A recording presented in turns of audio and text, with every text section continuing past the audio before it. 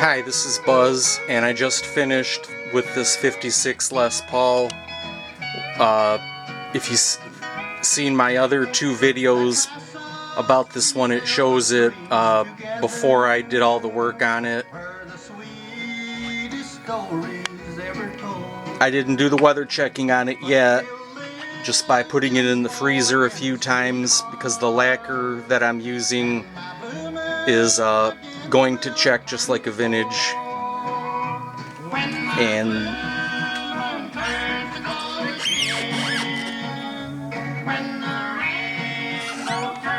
this is where the plug was, where somebody installed a roll in there. You can barely see it. There's like a ghost of a...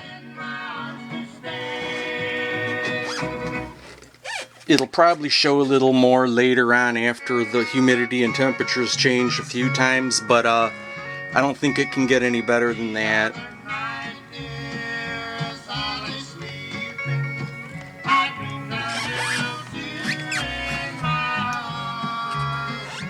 This is the 256 Crescent Bronze Gold powder, and the original binding is on the body and the neck.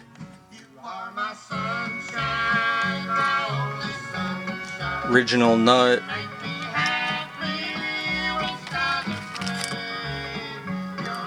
There's the truss rod I didn't put on yet. Inked on logo with bronze powder. And put the strap buttons back where they're supposed to be. At one time somebody put it there on the body, and then later on they tried to put it there on the neck. I don't know why, but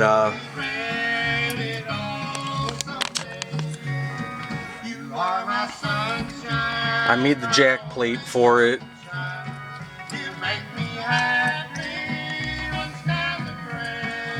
This is an original Pickguard. He sent me a vintage one, and I don't know if the dealer or he didn't know that there's a difference in the spacing. See, this one was had the wider spacing. I think that was for the earlier, probably 52. Not only that, I tried to reroute it this morning, and then when I was going to put it together, I saw that the screw hole doesn't align, and I can't move that. And so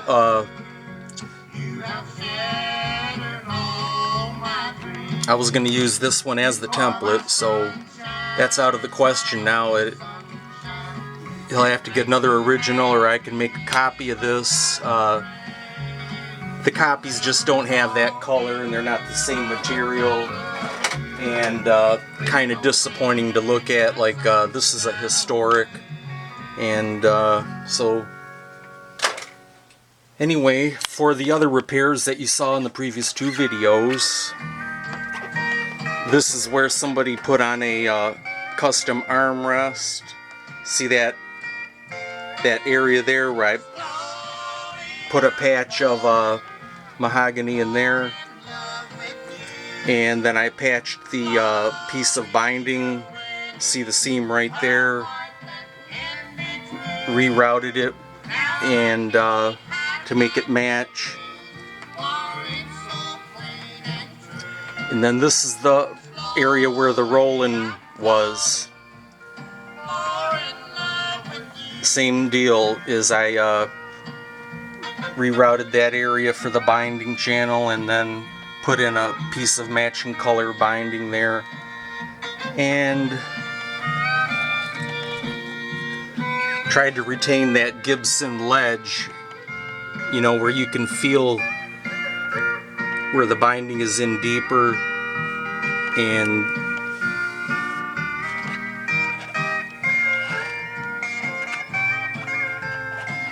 the neck binding is celluloid. I know from when I was sanding and stuff, you could smell it. And the body binding is not celluloid. It doesn't have that camphor menthol smell to it. So, in case anyone was wondering about those details, I didn't even tune it up yet. I'm pretty confident in my electrical wiring that I'm not going to have to go in there and change anything. This is a pigtail bridge. There is a difference during my first test I had on a it was a historic or whatever it was, but there's a difference in the sound that these will make. Better machining and not too much nickel plating, and probably the actual metal. Same deal with this tailpiece, it's a pigtail.